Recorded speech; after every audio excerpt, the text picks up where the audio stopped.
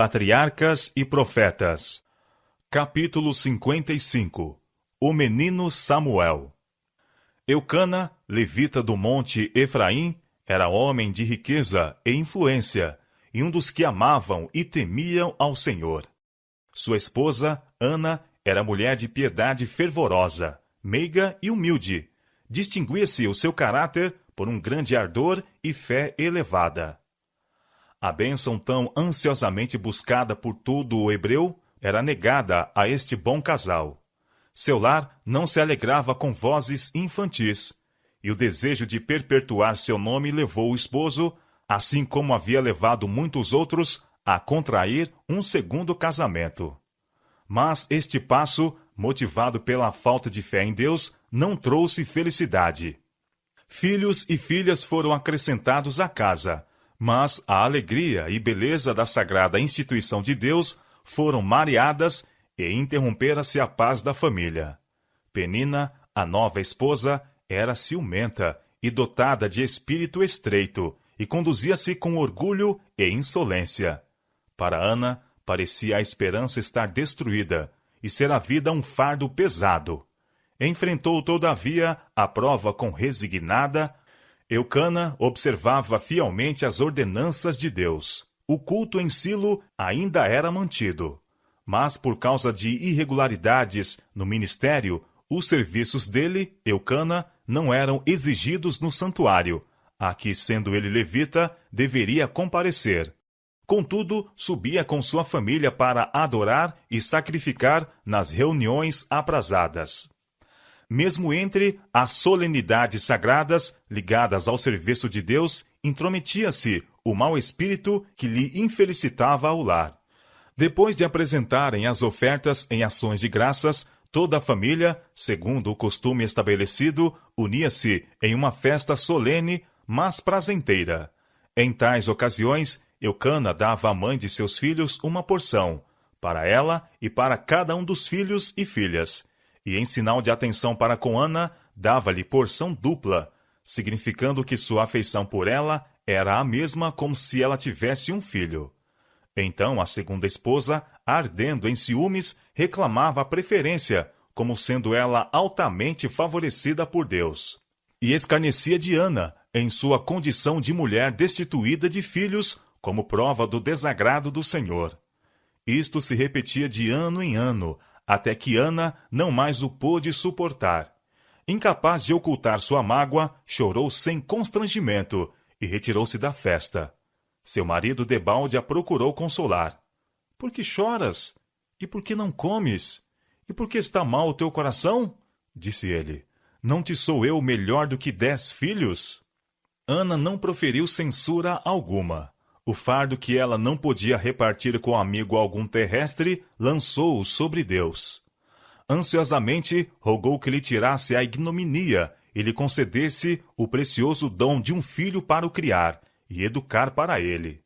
E fez um voto solene de que, se seu pedido fosse satisfeito, dedicaria o filho a Deus, mesmo desde o seu nascimento. Ana tinha se aproximado da entrada do tabernáculo, e na angústia de seu espírito, orou e chorou abundantemente. Contudo, entretinha em silêncio comunhão com Deus, não proferindo nenhuma palavra. Naqueles tempos ruins, tais cenas de adoração eram raramente testemunhadas. Festins irreverentes e mesmo embriaguez eram coisas comuns, mesmo nas festas religiosas. E ali, o sumo sacerdote, observando Ana, supôs que estivesse dominada pelo vinho. Julgando administrar uma repreensão merecida, disse com severidade: — Até quando estarás tu embriagada? Aparta-te de ti o teu vinho. Condoída e surpresa, Ana respondeu brandamente: — Não, senhor meu, eu sou uma mulher atribulada de espírito. Nem vinho, nem bebida forte tenho bebido, porém tenho derramado a minha alma perante o Senhor. Não tenhas, pois, a tua serva por filha de Belial, porque da multidão dos meus cuidados e do meu desgosto tenho falado até agora. O sumo sacerdote ficou profundamente comovido, pois era homem de Deus, e em lugar de repreensão, proferiu uma bênção. Vá em paz, e o Deus de Israel te conceda a tua petição, que lhe pediste. A oração de Ana foi atendida. Recebeu a dádiva que tão fervorosamente havia rogado. Olhando para o filho, chamou-o Samuel, pedido a Deus. Logo que o pequeno teve idade suficiente para separar-se de sua mãe, ela cumpriu seu voto. Amava o filho com toda a devoção de um coração de mãe. Dia após dia, observando suas faculdades que se expandiam e ouvindo seu balbuciar infantil, cingia-o mais estreitamente em suas afeições. Era seu único filho, uma dádiva especial do céu, mas recebera-o como um tesouro consagrado a Deus e não queria privar o doador daquilo que lhe era próprio. Mas uma vez Ana viajou com o esposo para Silo e apresentou ao sacerdote, em nome de Deus, sua preciosa dádiva, dizendo: Por este menino orava eu, e o Senhor me concedeu a minha petição que eu lhe tinha pedido. Pelo que também ao Senhor eu o entreguei por todos os dias que viver. Ele ficou profundamente impressionado pela fé e devoção desta mulher de Israel. Ele próprio, pai, por demais condescendente, ficou atemorizado e humilhado vendo o grande sacrifício desta mãe, separando-se de seu único filho, para que o pudesse dedicar ao serviço de Deus. Sentiu-se reprovado pelo seu amor egoístico e, com humilhação e reverência, prostrou-se perante o Senhor e adorou. O coração da mãe encheu-se de alegria e louvor, e ela almejava extravasar sua gratidão a Deus. O espírito de inspiração lhe sobreveio, e orou Ana e disse: O meu coração exulta ao Senhor. O meu poder está exaltado no Senhor. A minha boca se dilatou sobre os meus inimigos, porquanto me alegro na tua salvação. Não há santo como é o Senhor, porque não há outro fora de ti, e rocha nenhuma há como o nosso Deus. Não multipliqueis palavras de altíssimas altivezas, nem saiam coisas árduas da vossa boca, porque o Senhor é o Deus da sabedoria, e por ele são as obras pesadas na balança. O Senhor é o que tira a vida e a dá, faz descer a sepultura e faz tornar a subir dela. O Senhor empobrece e enriquece, abaixa e também exalta.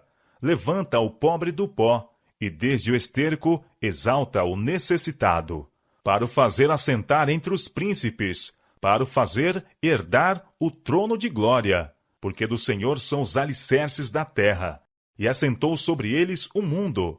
Os pés dos seus santos guardará, porém os ímpios ficarão mudos nas trevas, porque o homem não prevalecerá pela força. Os que contendem com o Senhor serão quebrantados, desde os céus trovejará sobre eles. O Senhor julgará as extremidades da terra, e dará força ao seu rei, e exaltará o poder do seu ungido. 1 Samuel capítulo 2, versos 1 a 3, e versos 6 a 10. As palavras de Ana eram proféticas, tanto a respeito de Davi, que reinaria como rei de Israel, como do Messias, ungido do Senhor. Referindo-se a princípio à jactância de uma mulher insolente e contenciosa, aponta o cântico para a destruição dos inimigos de Deus e o triunfo final do seu povo remido. De Silo, Ana voltou silenciosamente para o seu lar em Ramá, deixando o menino Samuel para ser educado para o serviço da casa de Deus, sob a instrução do sumo sacerdote. Desde o primeiro despontar da inteligência do filho, ela lhe ensinara a amar e reverenciar a Deus, e a considerar-se como sendo do Senhor. Por meio de todas as coisas conhecidas que o cercavam, procurou ela elevar seus pensamentos ao Criador. Depois de separada de seu filho, a solicitude da fiel mãe não cessou. Cada dia ele era objeto de suas orações. Cada ano ela lhe fazia com suas próprias mãos uma túnica para o serviço.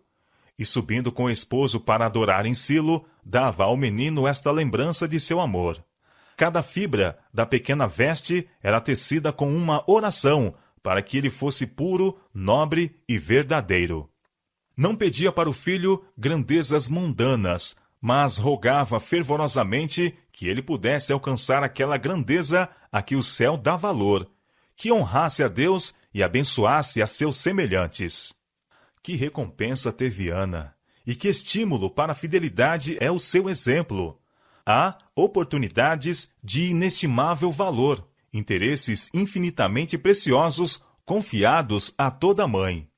A humilde rotina dos deveres que as mulheres têm considerado como uma fastidiosa tarefa deve ser encarada como obra grandiosa e nobre.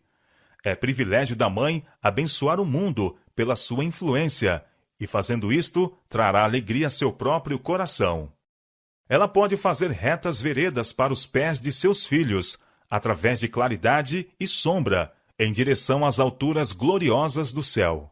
Mas unicamente quando procura em sua vida seguir os ensinos de Cristo, é que a mãe pode esperar formar o caráter de seus filhos segundo o modelo divino. O mundo está repleto de influências corruptoras. A moda e os costumes exercem forte poder sobre os jovens.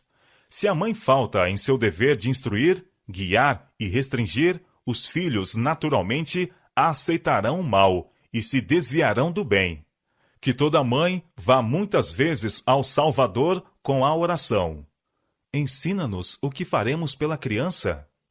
Atenda a ela a instrução que Deus dá em sua palavra, e ser-lhe-á dada sabedoria conforme a necessitar. O mancebo Samuel ia crescendo, e fazia-se agradável, assim para com o Senhor, como também para com os homens. Se bem que a juventude de Samuel fosse passada no tabernáculo, dedicada ao culto de Deus, não se achava ele livre de influências más ou exemplos pecaminosos. Os filhos de Eli não temiam a Deus, nem honravam a seu pai. Mas Samuel não procurava sua companhia, nem seguia seus maus caminhos. Fazia esforço constante para tornar-se o que Deus queria que ele fosse. Este é o privilégio de todo jovem. Deus se apraz mesmo quando as criancinhas se entregam ao seu serviço. Samuel fora posto sob os cuidados de Eli, e a beleza de seu caráter suscitou a afeição ardorosa do idoso sacerdote. Era amável, generoso, obediente e respeitoso. Eli, aflito pelo descaminho de seus filhos, obtinha descanso, consolo e bênção na presença daquele que estava sob seu encargo. Samuel era serviçal e afetivo, e nunca pai algum amou a seu filho mais ternamente do que Eli aquele jovem. Coisa singular era que entre o magistrado principal da nação e a simples criança existisse uma afeição tão ardorosa, sobrevindo a Eli as debilidades próprias da idade e enchendo-se ele de ansiedade e remorsos pelo procedimento dissoluto de seus filhos, voltou-se para Samuel em busca de consolo. Não era costume entrarem os levitas para os seus serviços peculiares antes que tivessem 25 anos de idade. Samuel, porém, foi uma exceção a esta regra. Cada ano lhe eram confiados encargos de mais importância, e quando ainda era criança, um éfode de linho foi posto sobre ele em sinal de sua consagração ao serviço do santuário. Jovem como era ao ser trazido para ministrar no tabernáculo, tinha Samuel mesmo então deveres a cumprir no serviço de Deus, conforme sua capacidade. Estes eram a princípio muito humildes e nem sempre agradáveis, mas cumpria-os da melhor maneira que lhe permitia a habilidade, e com coração voluntário. Levava sua religião a todo o dever da vida. Considerava-se servo de Deus, e o seu trabalho como o trabalho de Deus. Seus esforços eram aceitos, porque eram motivados pelo amor a Deus e por um desejo sincero de fazer a sua vontade. Foi assim que Samuel se tornou o cooperador do Senhor do céu e da terra, e Deus o habilitou a cumprir uma grande obra em prol de Israel. Se as crianças fossem ensinadas a considerar a humilde rotina dos deveres de cada dia como caminho a elas indicado pelo Senhor, como uma escola em que deveriam adestrar-se para a realização de um serviço fiel e eficiente, quanto mais agradável e honroso lhes pareceria o seu trabalho. O cumprir todo o dever como sendo ao Senhor lança um encanto ao redor da mais humilde ocupação, e liga os obreiros na terra com os seres santos que fazem a vontade de Deus no céu. O bom êxito nesta vida e no ganhar a vida futura depende de uma atenção fiel e conscienciosa às coisas pequenas. Vê-se a perfeição nas menores obras de Deus, não menos do que nas maiores. A mão que elevou os mundos no espaço é a mesma que fez com delicada perícia os lírios do campo. E assim como Deus é perfeito em sua esfera de ação, devemos nós ser perfeitos na nossa. A estrutura simétrica de um caráter forte e belo é erigida pelos atos individuais do dever. E a fidelidade deve caracterizar nossa vida nos seus mínimos pormenores, bem como nos máximos. A integridade nas pequenas coisas, a realização de pequenos atos de fidelidade e pequenas ações de bondade alegrarão a senda da vida. E quando terminar a nossa obra na terra, verificar-se-á que cada um dos pequenos deveres, fielmente cumpridos, exerceu uma influência para o bem, influência esta que jamais poderá perecer. A juventude de nossos tempos pode tornar-se tão preciosa à vista de Deus como foi a de Samuel. Mediante a fiel manutenção de sua integridade cristã, podem os jovens exercer forte influência na obra de reforma. Necessita-se de tais homens neste tempo. Deus tem uma obra para cada um deles. Jamais alcançaram os homens maiores resultados em favor de Deus e da humanidade do que os que podem ser conseguidos em nosso tempo por aqueles que forem fiéis ao encargo que Deus lhes confiou,